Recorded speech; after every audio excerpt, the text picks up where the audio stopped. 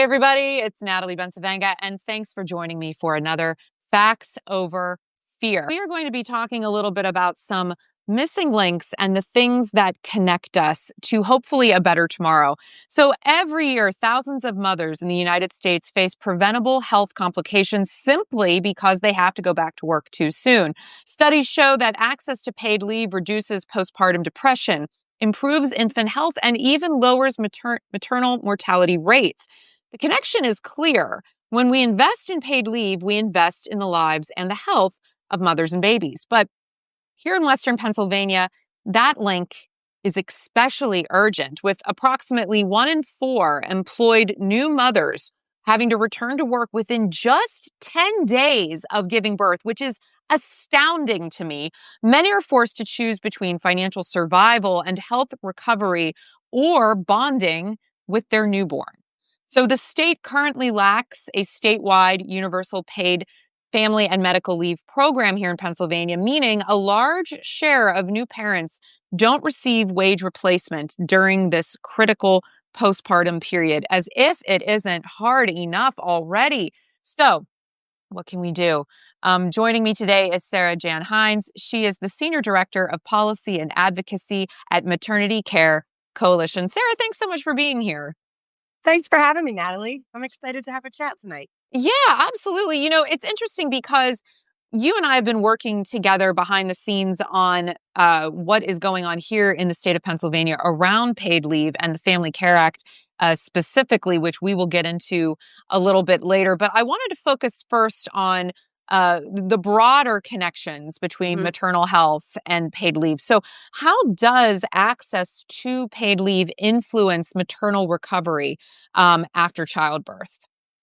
Yeah, totally. So I'm going to take even further a step back and situate us.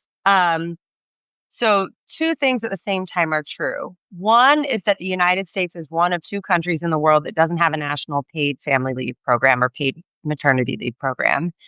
And the rate of maternal mortality in the United States is significantly higher than any of our peer countries. So not even when we're compared to the entire world, when you look at similar economies or things of that nature, the rate of maternal mortality in the United States is 3, 4, 5 times higher than some of our peer countries. And I don't think those two pieces of information are actually separate.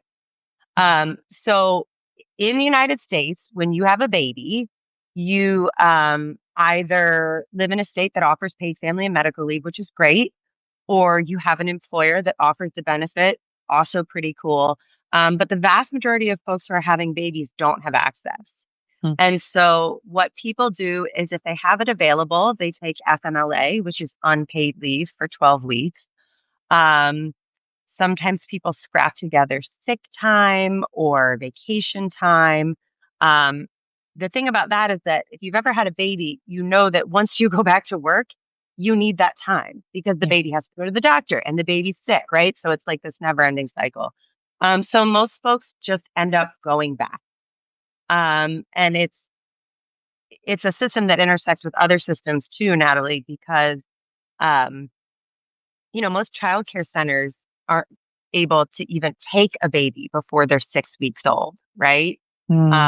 And you mentioned a quarter of folks are back to work within 10 days, but more than half are back before that 6-week checkup. Wow. So it's like none of these systems are designed to support positive birth outcomes. And this is really critical because maternal health is like the canary in the coal mine. Yes. Looking at your societal health, right? And so what we see in the United States in terms of bad maternal health outcomes, a lot of folks are kind of wringing their hands and we got to innovate and we got to research and we got to study. This is like the very first step. You cannot be sending moms back to work 10 days, 3 days, 3 weeks after giving birth and expect good health outcomes. Yeah. It's also just insane to hear you say that. I mean, truly, I just, my sister-in-law had a baby last summer and, I'm obsessed with my little niece, and she was in a very good situation where my brother really works from home. So that baby is attached to my brother all the time, and it's Yeah. hilarious. And she owns her own business, so she was able to be flexible, but luckily he has actual health insurance, so they're able to still have these it's like you said, this piecemealing of things together, and they're in such a privileged position. And I remember I was at a Subway. This is literally going back a few years now. Mm-hmm. And I heard this woman was waiting on me, making me my sandwich, and I heard a baby crying. And I said, "Oh my gosh, is that your baby?" And she said, "Yes, the baby's in the," like, she pointed to the kitchen. And I said, "Oh." I said, "How old?" She said, "3 days." She brought the baby to work because there was no option. I can't imagine being on my feet, still Mm-hmm. bleeding, still dealing with very real physical trauma that comes after 72 hours post pregnancy, Yeah. post delivery, and being forced to labor under a system that just doesn't care, truly, I believe, whether we live or die. Because this is the framework I'm feeling. Sarah, is that extreme to state it that way? So, Natalie, this is the part that I think we don't often say out loud. Mm-hmm. But I feel it Mm-hmm. sometimes. Um, is that I think the expectation is that everyone lives in a nuclear family, Yeah. and that when a woman has a child, she is meant to stay at home with that child. Mm-hmm.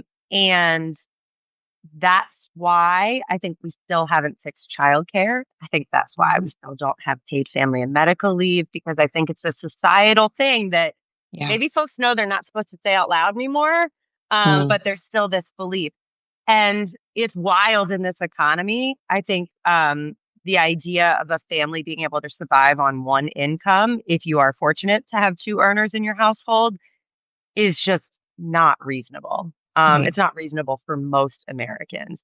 And so there's all these systems that don't line up in order to support someone through a healthy pregnancy, a healthy birth, a healthy postpartum, and the first, a healthy baby. Mm. Yeah, they don't line up properly. I remember having my son while I was a grad student, and having a very well-meaning professor ask me what my plan was. I decided I was leaving the program. And I said, "Well, I'm going to get him in daycare, as soon as they'll take him." And he said, "Oh no, you can't do that. Your baby needs you." I was like, "Sir, who's paying my bills?" That's a thing to say. That's a weird thing to say to a Yeah. market lady, but okay. Thanks for that really helpful feedback. So I Yeah. do think, you asked, Natalie, like, why is it like this? I think there is this undertone Yeah. that is still very pervasive. 1000%. And to kind of dovetail off of that, let's talk a little bit about how stress and financial insecurity Yeah. play into this during the postpartum period. How does that then impact maternal health outcomes when the idea is you're expected to stay home, you financially are unable to stay home, and there could be many other stress factors that then pile on because of that financial burden and the Yeah. guilt of then leaving the baby? Yeah. And so I don't know if you've seen these recent reports, but doctors have begun studying the effects of pregnancy on the body, and they find that it's like equivalent to running a marathon a day every day for about 9 months. Oh my I have run God. one marathon in my life. Wow. And so I have Well, I two don't run babies. unless anyone's chasing me, so so But I can't imagine I that. I think there's this other piece. Again, the idea of this 6-week checkup, Natalie, that was Mhm. just invented. Like, that's not Mm, based in interesting. anything we know to be true. In fact, what we know to be true is that the postpartum period, when you look at the CDC, when you look at actual measurements, the postpartum period lasts 365 days. You are considered postpartum until that baby's first birthday. Wow. Um, what we also know to be true is that in Pennsylvania and across the United States, the vast majority of maternal deaths are happening 43 days and beyond after birth. Wow. It's not what we're Mm. thinking. And Mhm. so there's a combination of factors where stress absolutely affects the pregnancy, right? Blood pressure is really critical when you're pregnant. Mhm. If your blood pressure's through the roof, that has the ability to affect your health, your baby's health. And it's also that recovery time. One of the things that is incredibly concerning is there are these warning signs that can happen after a baby's born that can be tricky. So things like a headache are things like, yeah, of course I have a headache. I haven't slept in 2 weeks, right? It could be a sign of something much more serious. And when folks are racing to get back to work, when folks are already back to work, when folks don't live near a hospital because they live in a maternity desert, they're much more likely to dismiss some of these really, really serious warning signs that something's going on with you. Wow. It's not like the baby comes out and everything's great and fine.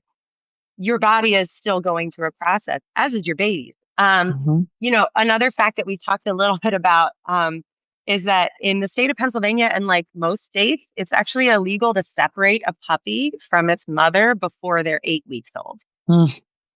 And we just said moms are going back to work at about 6 weeks.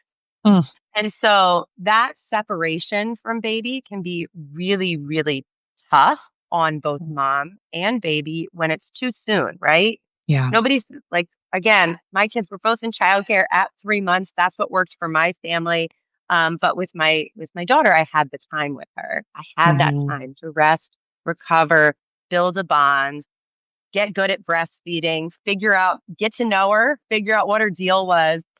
So that when it was time for her to go to childcare, that we were both ready for that. And that's the issue, is that people aren't ready. So something like maternal depression, it's one of the leading complications of pregnancy. It's the leading complication of pregnancy. I believe it's about 1 in 8 folks will experience some perinatal mood or anxiety disorder.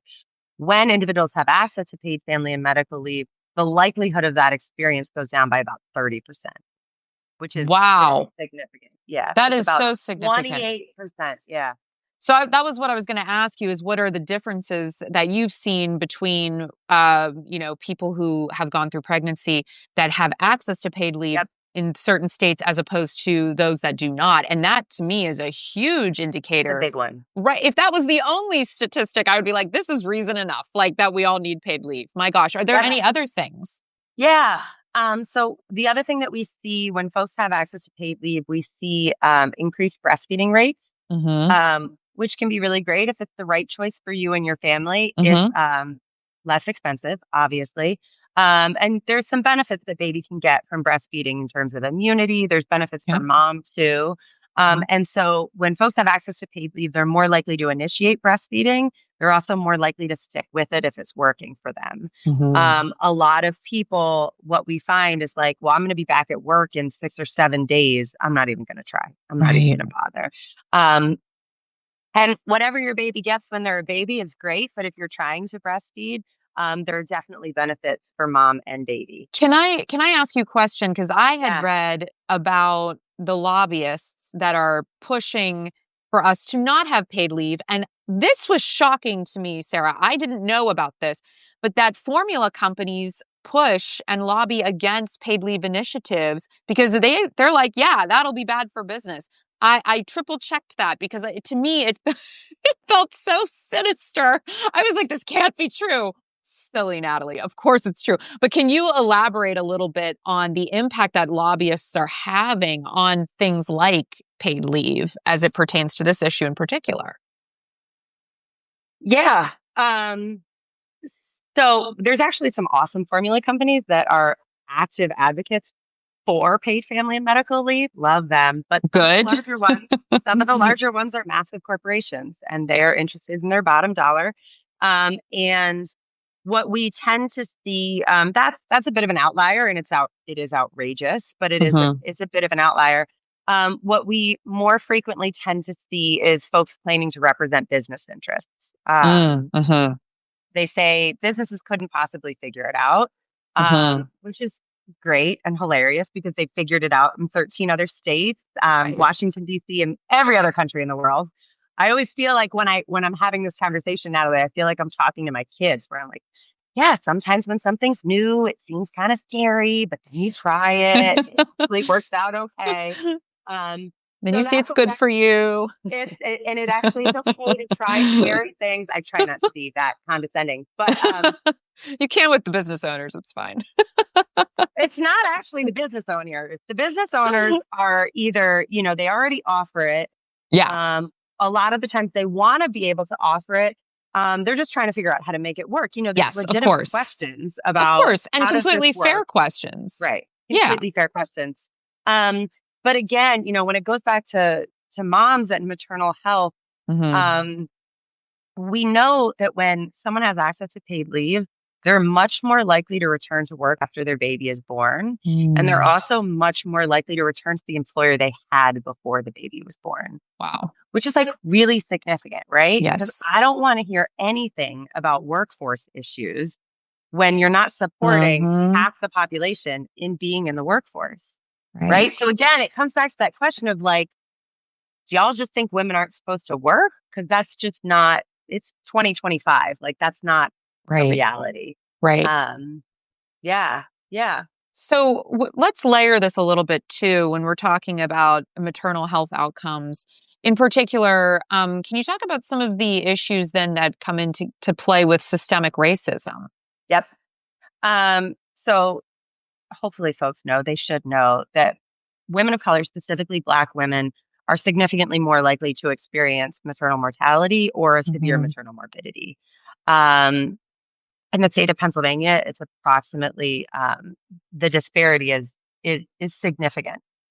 And we also know that Black women are much more likely to be employed in jobs at which they don't have access to paid leave. Wow. So it's completely upside down in terms of who is most likely to need the time and who is least likely to have access to it. And so when we think about like, there's definitely a lot of attention on maternal health in Pennsylvania right now. There's a lot of people trying to figure out what should we do? Pennsylvania has a Black Maternal Health Caucus. They're entering their second year. They put together two really great packages of bills. They've also always been supporters of the Family Care Act. But it can be really hard to make some of these structural changes that are necessary to reduce those disparities.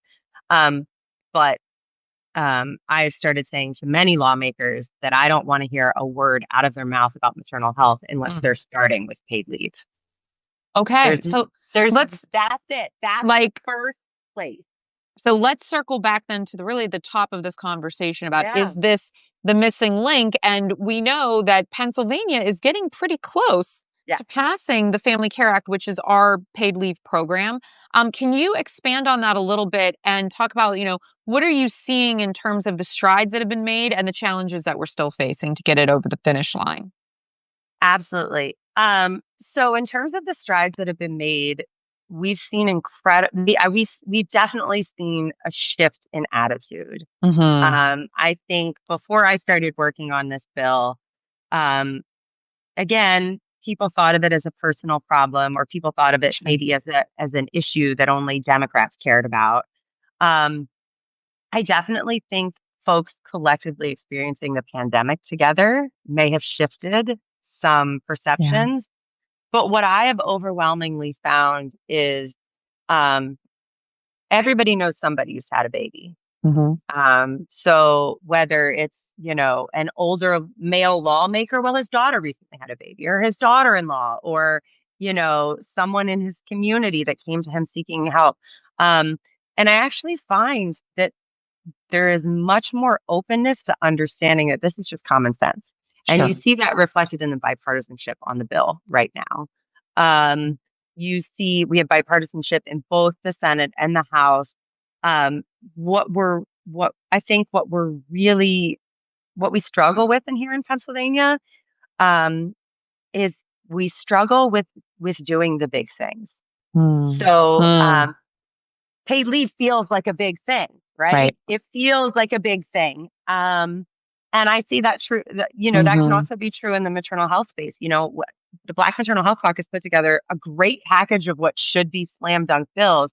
And there's still been sort of debate that is so irrelevant to the actual bill that has stalled some of them. So it really makes it hard for me to believe that folks are invested in improving outcomes for moms and their babies when we can't even do the bare minimum. Because what we actually need to be looking at, especially in terms of maternal health, is like, the payment structure in maternity. There's so many layers to what is actually precipitating these poor birth outcomes. And we have to be willing to like do the hard stuff. I don't think paid leave is the hard stuff. I think paid leave is like the most common sense slam dunk. Which I think is why we've made the progress that we have made over the last couple of sessions. Amazing. And what do you see as some of the challenges to getting it over I know you were talking in sort of broad strokes about it's hard to do the big things, but is there anything that we as constituents can do to help get it over this finish line? Oh, absolutely. I think people hate hearing this. You need to be talking to your elected officials. Yeah. And you need to be, I always say this, that one phone call might not change your lawmaker's mind, or it might not turn them into the greatest champion for paid leave. But when they're not getting phone calls, it's a perfect excuse to do nothing. Why would I do it if I'm not? Why would I do it if I'm not hearing about it? I also think we need to compel our lawmakers to be speaking with the folks who are the leaders in the House and the Senate, the folks who get to decide what bills get a vote and what don't. They have to be encouraging their leadership. They have to make it a priority for themselves as well. We need people to see this as a priority because of the potential impact it has to support the workforce, to improve maternal health outcomes, to attract and retain young families to our state. But lawmakers, unfortunately, are probably not going to be able to do that on their own without help from their constituents. That's totally fair. If people want to learn more about how they can support the Family Care Act if they're here in Pennsylvania, where can they go? And if they want to learn more about your work, where can they go? Yeah, totally. So you can visit any number of the wonderful online resources related to the Family Care Act. We have a website. You can sign up for the newsletter. Please follow us on social media. And you can learn more about Maternity Care Coalition by checking us out same way on our website and online. I'm not sure, Natalie, that you know this. Maternity Care Coalition is actually primarily a direct service organization. The vast majority of my colleagues are working with pregnant folks and their families and their infants and toddlers every day, which makes my job so extra cool because that's where this idea came from. That's how MCT got involved in this advocacy, was my colleagues being like, this is a problem. This is a problem for every family that I see. And what was really interesting about that conversation, Natalie, was I remember when it happened. I've been in this role. I've been at Maternity Care Coalition for almost 10 years, in this role for 5. And folks never come to me with they always come with a problem. Housing is too expensive. I can't find childcare that works for me.